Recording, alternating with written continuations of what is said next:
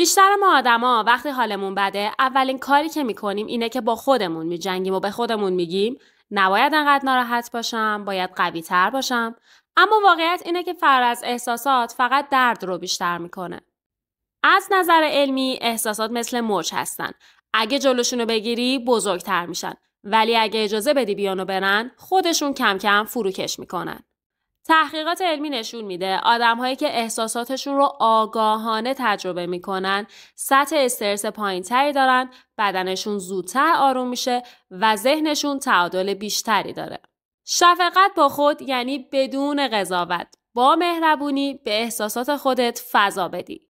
وقتی بهترین دوستت خطایی میکنه باهاش چطوری رفتار میکنی؟ میگی اشکالی نداره، دفعه بعد جبران میکنی. شفقت با خود میگه با خودت هم همینطور رفتار کن. یعنی با خودت طوری برخورد کن که انگار داری با بهترین دوستت رفتار میکنی.